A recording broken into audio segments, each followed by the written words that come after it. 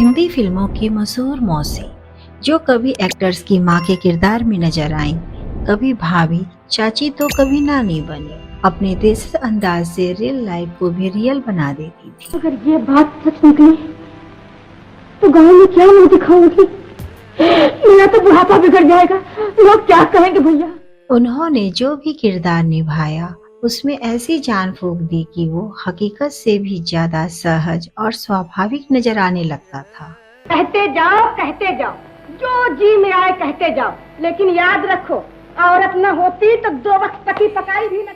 उनका साड़ी के पल्लू को बार बार संभालना, तेज तर्रार अंदाज में डायलॉग बोलना और चेहरे के गजब के हाव भाव से अपनी बातें बताना। बस ठीक ही हूँ।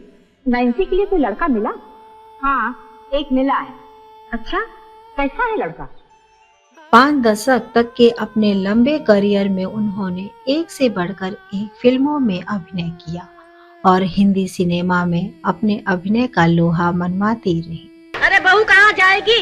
चट्टान के घर में सोई पड़ी है। लेकिन क्या आप जानते हैं कि फिल्मों में आने से पहले वो एक शुद्ध देसी बिना पढ़ी लिखी घरेलू महिला थी जो घूंघट में घर से बाहर निकला करती थी और फिल्म के सेट पर भी पहली बार घूंघट में ही पहुंची थी। बेटा, मुखा पैसा तू कहाँ जाएगा? तेरी देखभाल कौन करेगा मेरे लाल? मुझे भी अपने साथ ले चल। मैं भी इस घर में एक पल नहीं रहूंगी मेरे बच्चे। क्या आप मानेंगे कि अपने करियर की शुरुआत में ही उन्होंने फिल्मों में किसी के साथ रोमांटिक सीन करने से साफ इनकार कर दिया था और ताउम्र अपनी इस शर्त को कायम रखा। सत्य वचन महाराज, ये दुर्घटना मेरे घर में हुई है। आपकी आज्ञा हो तो अमरनाथ यात्रा का प्रबंध मैं ही आपके साथ चलकर करूं। जैसी इच्छा तुम्हारी रानी माँ। और क्या आप यकीन करेंगे कि उन्होंने 200 से भी ज्यादा फिल्मों में अभिनय किया, लेकिन अपनी पूरी जिंदगी में कभी कोई फिल्म नहीं देखी। क्या बुझा तूने? इसे जान से मार डाला? मैंने मार डाला? अरे तूने मार डाला। तू घर में चोरी करने आया था, पकड़े जाने पर मेरे बेटे का खून कर दिया। मेरे बेटे का खून कर दिया। कौन थी वो अनोखी अदाकारा जिनकी 12 साल की उम्र में शादी कर दी गई थी और वो 17 साल की कच्ची उम्र में 2 बच्चों की माँ भी बन चुकी थी, जो फिल्मों में काम करने को बस एक नौकरी समझती थी। ज्यादातर को एक्टर्स को पहचानती तक नहीं थी, लेकिन अपनी एक्टिंग के बल पर दशकों तक फिल्म इंडस्ट्री पर राज किया। जानेंगे और भी बहुत कुछ, आप बने रहिए हमारे साथ। नमस्कार दोस्तों, मैं हूं सोनी और आप देख रहे हैं सोनी टॉकीज। यूपी के एक छोटे से गांव की जमींदार परिवार की एक बहू, जिसकी बचपन में ही शादी हो गई हो और जो हर समय चेहरे को घूंघट में छिपाकर रखती हो, अगर वो सिल्वर स्क्रीन पर चमकने लगे और करोड़ों दर्शकों को अपनी कला का दीवाना बना दे तो इसे क्या कहेंगे। कुछ ऐसी ही कहानी है हिंदी सिनेमा की जानी मानी चरित्र अभिनेत्री लीला मिश्रा जी की। आज के अपने इस शो में हम बात करेंगे उन्हीं की जिंदगी के कुछ बेहद दिलचस्प और अनछुए किस्सों की। तो मेरे जी से पूछे बिटिया, जिसने अल्लाह अमीन से पाल पोस के तुम्हें इतना बड़ा किया, आज बेगम साहिबा जिंदा होती तो अपना सर पीट लेती। लीला मिश्रा, जिन्हें लोग शोले की मौसी के नाम से भी जानते हैं। भले सारी जिंदगी लड़की कुंवारी बैठी रहे, लेकिन मैं ऐसे आदमी से बसंती को नहीं ब्याहने वाली। सगी मौसी हूँ, कोई सौतेली माँ नहीं। फिल्मों में उनकी संवाद अदायगी, उनका अलहदा अंदाजे बयां और चेहरे का हाव भाव हमें एक अलग की दुनिया में ले जाता था। ऐ ज़ीनत बिटिया, तुम्हारी मत मारी गई है। अल्लाह न करे कहीं सर्दी समा गई तो जान के लाले पड़ जाएंगे। उन्हें देखकर कभी कभी तो हमें ऐसा लगता था कि हम अपने गांव पहुंच गए हैं और अपनी किसी नानी, दादी या बुआ मौसी को सामने देख रहे हैं। ये आप क्या कह रहे हैं? जरा सोच समझ के बात कीजिए। गवई ठेठ देसी अंदाज में जब वो डायलॉग बोलती थी तो मानो वास्तव में किरदार में उतर जाती थी। बड़ा निकला, चक्करों से लगाना है वो। कभी सौम्य स्वभाव की बड़े दिल वाली तो कभी दकियानूसी ख्यालों वाली।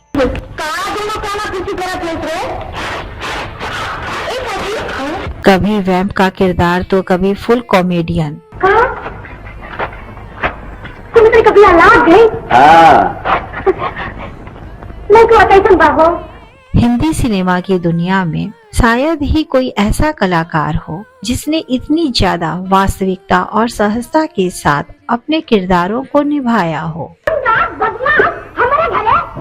ये क्या? ये बेचारा 2 दिन का भूखा है, मुसीबत का मारा। मुसीबत का मारा? क्या कह रही है?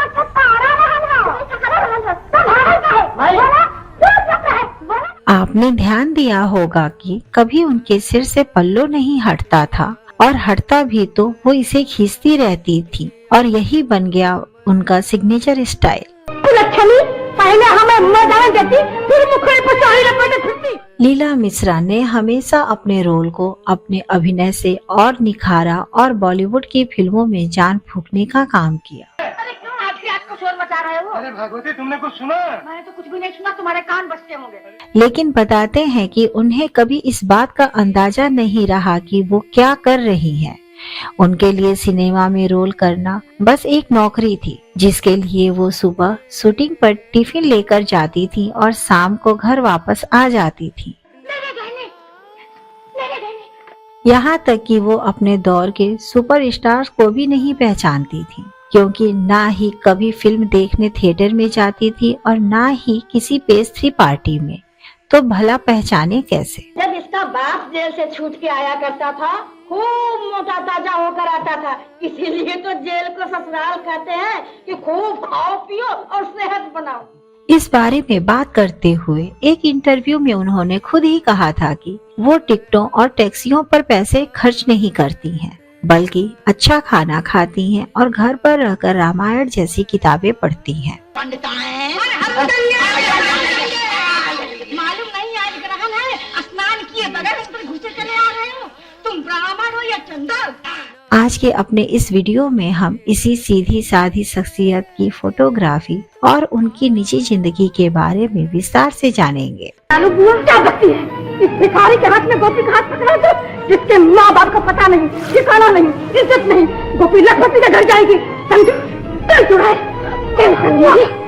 लीला मिश्रा का जन्म उत्तर प्रदेश के रायबरेली के जैसे क्षेत्र में 1 जनवरी 1908 को हुआ था। उनके पिता जमींदार थे और माता गृहिणी थी। तब देश में अंग्रेजी शासन था और पिछड़ेपन की वजह से लड़कियों की शिक्षा दीक्षा ज्यादातर घरों में नहीं हो पाती थी। बच्ची लीला के साथ भी कुछ ऐसा ही हुआ। ये तस्वीरें बहाती रहती हैं। क्या मंशा है? घर पर तबाही लाना है? हुजूर अम्मी, प्याला भर गया था तो बहुत छलक गया। सुभान अल्लाह, अब तो माशाअल्लाह से जबान 4 बालिश की हो चली है। क्यों जी, सासों के आगे इसी तरह कलाम किया जाता है? हमने तो रईस घरानों में कोई ऐसी बहू नहीं देखी। पढ़ाई लिखाई तो हुई नहीं, अलबत्ता महज 12 साल की मासूम उम्र में 1920 में लीला की शादी करा दी गई और वो पहुंच गई ससुराल। लीला मिश्रा की शादी वाराणसी के रहने वाले शख्स राम प्रसाद मिश्रा से हुई थी, जो कि खुद भी एक जमींदार परिवार से थे। लीला जब लगभग 15 साल की थी तो उनकी पहली बेटी का जन्म हुआ और 17 साल की उम्र में दूसरी बेटी भी पैदा हो चुकी थी। लीला मिश्रा भले ही दकियानू सोसाइटी से ताल्लुक रखती थी, लेकिन उनके पति कुछ आजाद ख्यालों के थे। ऑर्थोडॉक्स फैमिली के मुखालफत के बावजूद लीला के पति राम प्रसाद का अक्सर बॉम्बे आना जाना लगा रहता था और वो यहीं पर कश्मीरी नाटकों में काम किया करते थे।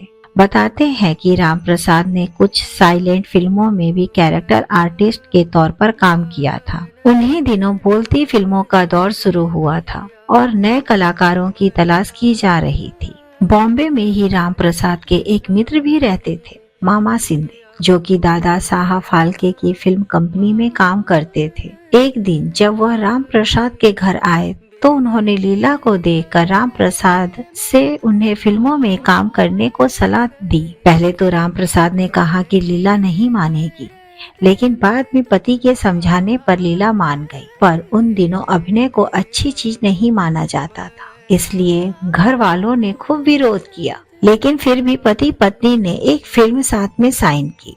ये फिल्म थी 1936 में आई सती सुलोचना। इस फिल्म में लीला के पति को जहां 150 रुपए महीना पर रखा गया, वहीं लीला मिश्रा को 500 रुपए महीना ऑफर किया गया, क्योंकि जाहिर है तब फिल्मों में काम करने वाली महिलाएं बड़ी मुश्किल से मिला करती थी। लीला मिश्रा जब पहली बार स्टूडियो पहुंची तो घूंघट डाल रखा था। वो तो घर गृहस्थी चलाने में पति की आर्थिक मदद की चाहत में नौकरी करने गई थी। जाहिर है कुछ ने मजाक उड़ाया तो कुछ ने समझाया, तब जाकर उन्होंने घूंघट हटाया। काम तो करने लगी, लेकिन पति पत्नी ने एक साथ जब कैमरे के सामने एक्टिंग की तो ओवर एक्टिंग ज्यादा करने लगी और दोनों का कॉन्ट्रैक्ट खारिज कर दिया गया। इसके बाद वो दोनों कुछ और जगहों पर काम की तलाश में गए, लेकिन जब लीला ने फिल्मी दुनिया में काम करने के तरीके को देखा तो वो हैरान रह गई। उन्होंने देखा कि किस तरह से पराये मर्द महिलाओं को टच करते हैं और इसे सीन की डिमांड बताया जा रहा है। पर लीला मिश्रा के लिए किसी गैर मर्द की बाहों में बाहें डाले रोमांस के सीन शूट करना संभव नहीं था। उन्हें कुछ फिल्में ऑफर हुई जिसमें उनका किरदार लीड रोल में था, लेकिन इन सब में वही किसी गैर मर्द से ऑन स्क्रीन रोमांस वाली बात आड़े आ रही थी। लीला ने एक फिल्म होनहार साइन की, लेकिन इन्हीं वजहों से परेशानी हो गई और बहुत बखेड़ा खड़ा हो गया कि आपके साथ कॉन्ट्रैक्ट साइन हुआ है। चूँकि वो कंपनी कानूनी रूप से लीला को फिल्म से बाहर नहीं कर सकी, इसलिए फाइनली 18 साल की लीला को एक्टर की मां का रोल दिया गया। लीला यह रोल करने के लिए तैयार हो गई और इस किरदार में गजब का परफेक्शन दिया और वहीं से शुरू हो गया लीला मिश्रा का फिल्मी सफर। 40-50 के दशक में फिर उन्होंने दर्जनों फिल्मों में काम किया और धीरे धीरे उनकी पहचान बनने लगी। इन फिल्मों में 1941 में रिलीज फिल्म चित्रलेखा, 1946 में आई म्यूजिकल हिट अनमोल घड़ी, 1947 की ऐलान, 1948 की रामबाण, 1950 में आई शीश महल, 1951 में राज कपूर की हिट फिल्म आवारा, 1952 की फिल्म दाग, 1957 की गुरुदत्त की फिल्म प्यासा, 1958 की फिल्म लाजवंती, तो और भी कई मशहूर फिल्में आई हैं। यही क्या कम एहसान है तुम्हारा जो खत लिख देती हो, पढ़ देती हो। हुजूर। फिर 1960 के दशक तक आते आते लीला मिश्रा ने अपनी ऐसी पहचान बना ली कि उन्हें ध्यान में रखकर किरदार गढ़े जाने लगे और उनका रोल भी अब काफी मजबूत होने लगा। राम, इतने सारे आम, ये तो मंगरू के पेड़ के हैं। आज पता चला कि गांव में कौन चोर है।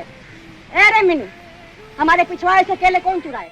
1960 के दशक में आई उनकी प्रमुख फिल्में रही 1960 की कॉलेज गर्ल, 1961 की सुहाग सिंदूर, 1962 की उम्मीद और भोजपुरी फिल्म गंगा मैया तोहे पियरी चढ़ाइबो, 1964 की लीडर और दोस्ती, 1967 की राम और श्याम, बहू बेगम और मंजली दीदी और 1969 की फिल्म धरती कहे पुकार के। मेरे राम, कहाँ छोड़ के चला गया कि मुझे बच्चा? और ये तूने होलिया क्या बना रखा है बेटा? ये क्या? 70 की दशक की बात करें तो 1971 में एक क्लासिक फिल्म आई अमर प्रेम, जिसमें लीला मिश्रा एक अलग ही अंदाज में नजर आई। तुम लड़कियों से कितनी बार कहा खूब सिनेमा देखा करो। आजकल ठुमरी दादरा का जमाना नहीं है, लोग सिनेमा के गाने पसंद करते हैं, लेकिन तुम लोग सब की सब आलसी हो गई हो। इसके साथ ही 70 के दशक में वो दर्जनों हिट फिल्मों में अभिनय करती नजर आई, जिनमें मेरे अपने, परिचय, सौदागर आदि फिल्में काफी चर्चित रही और इनमें लीला मिश्रा जी का काम भी खूब पसंद किया जा रहा था। हाँ बेटी, ये मेरा संगीतालय है, यहाँ बहुत सी लड़कियाँ नाच गाना सीखती हैं। तुम्हें कुछ गाना वाना आता? तभी 1975 में एक ऐसी फिल्म आई जिसने लीला मिश्रा को घर घर में स्थापित कर दिया। ये सुपरहिट फिल्म थी शोले। अरे बेटा, बस इतना समझ लो कि घर में जवान बेटी सीने पर पत्थर की सिल की तरह होती है। बसंती का ब्याह हो जाए तो चैन की सांस लो। सुपर हिट फिल्म शोले में एक आइकॉन किरदार था मौसी का। फिल्म में नायिका बसंती की मौसी का किरदार निभाते हुए लीला मिश्रा ने उस किरदार को जैसे अमर कर दिया। ठीक कहते हो बेटा, जुआरी वो शराबी वो, लेकिन उसका कोई दोष जिसने भी शोले फिल्म देखी होगी उसे मौसी और जय का संवाद और धर्मेंद्र का टंकी पर चढ़कर मौसी को धमकी देने वाला सीन जरूर याद होगा। तो कोर्ट कचहरी का चक्कर हो जाएगा मौसी। अरे भैया, मैं तो कभी कोर्ट कचहरी नहीं गई। हाँ क्या तो मौसी? ठहर जा, मैं तैयार हूँ। आज भी फिल्मों से लेकर आम जिंदगी में भी इसे उदाहरण के तौर पर इस्तेमाल किया जाता है। इस फिल्म में मौसी के बोलने का तरीका, उनका चिंता जाहिर करना और जय के साथ उनकी दिलचस्प बातचीत ने करोड़ों दर्शकों को लोटपोट कर दिया था। ओहो, मैंने तो बैठ का नाम भी नहीं लिया और तूने पूरी कथा सुना दी। तो फिर कौन सा काम कहा था? कच्चे आम लाने को नहीं कहा था अचार के लिए? पर तुझे याद रहे तब ना। लेकिन ऐसा नहीं है कि ये उनका इकलौता ऐसा रोल था जिसमें उन्होंने अपने अभिनय का लोहा मनवाया हो। लीला मिश्रा जी ने अपने करियर में कुल 200 से भी ज्यादा फिल्मों में काम किया, जिसमें से आपको दर्जनों ऐसे किरदार मिल जाएंगे जिसमें उन्होंने यादगार काम किया। ले, जिस दिन तेरी माँ मर जाएगी ना, दुनिया में इतने प्यार से कोई खिलाने वाला नहीं मिलेगा तुझको। देख माँ, मरने की बात मत कर। जैसे 1975 में शोले के साथ ही रिलीज हुई एक और सुपरहिट फिल्म जय संतोषी माँ। कई रिकॉर्ड अपने नाम करने वाली इस फिल्म में भी लीला मिश्रा जी को खूब सराहा गया। तू मेरी नहीं मानेगा, मैं जाके अभी दया से कहती हूँ ना। अरे सुन ना। 70 के दशक में कुछ और फिल्मों में लीला मिश्रा जी की खास भूमिका नजर आई, जिसमें फिल्म गीत गाता चल, बैराग, महबूबा, दुल्हन वही जो पिया मन भाए, शतरंज के खिलाड़ी और बातों बातों में आदि शामिल है। मुसीबत नहीं बेटा, जिम्मेदारी है। कल बिरजू अकेला था, आज उसकी शादी हो गई, कल उसके बच्चे भी तो होंगे। 80 के दशक तक आते आते उनकी उम्र 70 से ज्यादा हो चुकी थी, लेकिन फिर भी उनके काम करने के हौसले में कोई कमी नहीं आई। वही तेज तर्रार अंदाज और हाजिर जवाबी। पहले हमें मैदान देती, फिर मुखड़े पर साड़ी लपेटे फिरती। तभी 1981 में एक फिल्म आई नानी माँ, जिसने लीला जी को वो सम्मान दिलाया जिसकी वो हकदार थी।